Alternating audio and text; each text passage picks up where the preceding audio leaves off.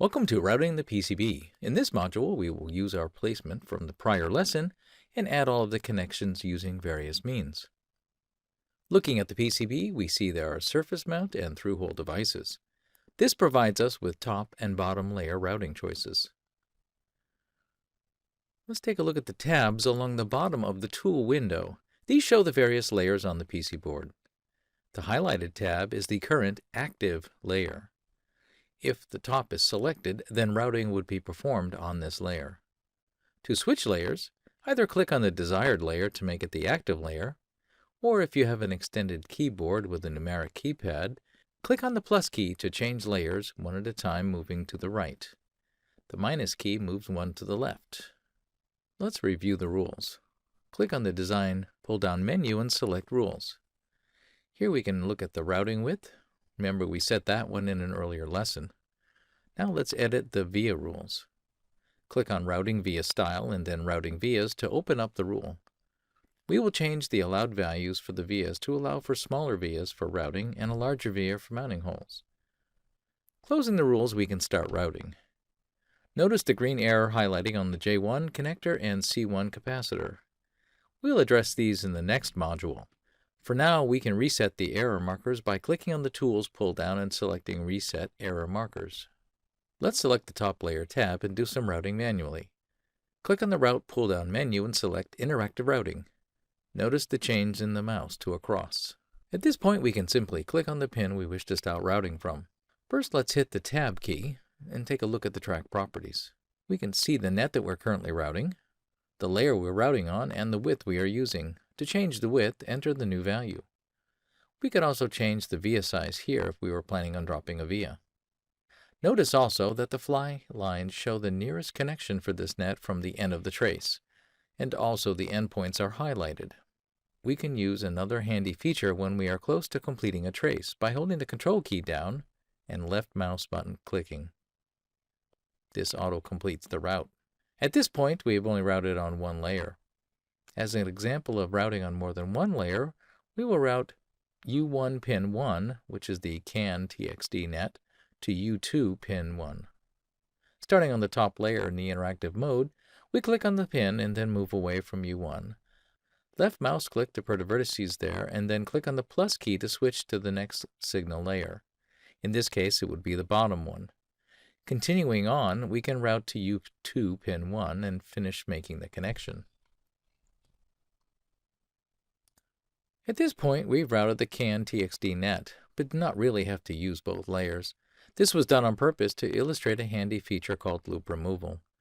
While we still have the bottom layer active, let's start routing again from U1 pin 1 and connect to the existing bottom layer trace. Notice what happened? The extra metal loop was removed automatically, including the via. Now we can use another routing tool called glossing.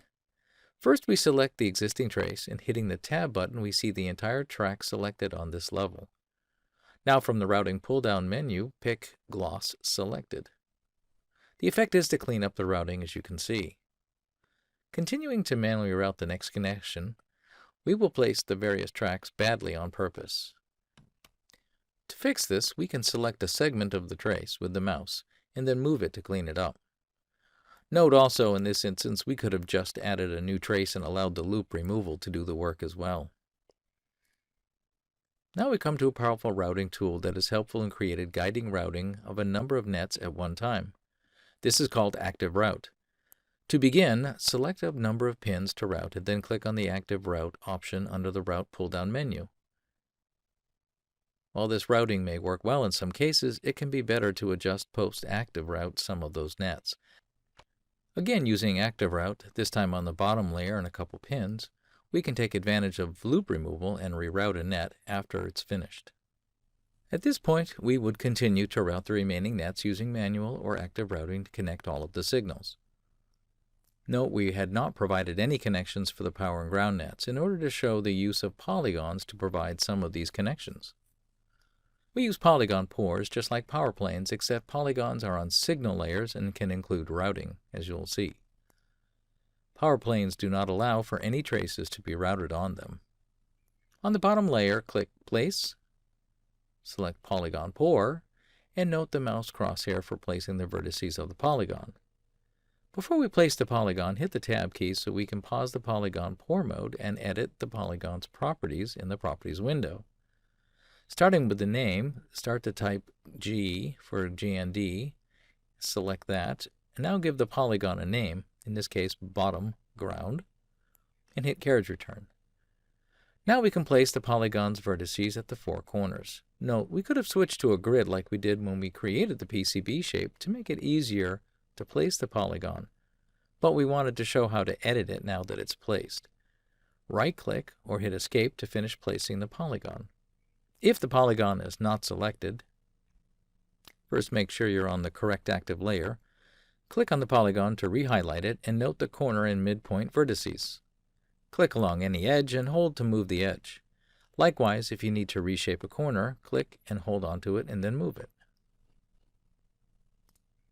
As you can see, zooming in, any pin that has a ground net assigned to it is automatically connected to the Polygon Pour. What about the surface mount pins that need connection to the ground on the top layer?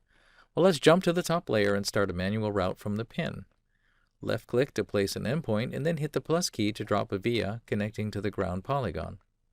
Adding another trace, we can gloss it and then move to provide a location for a via.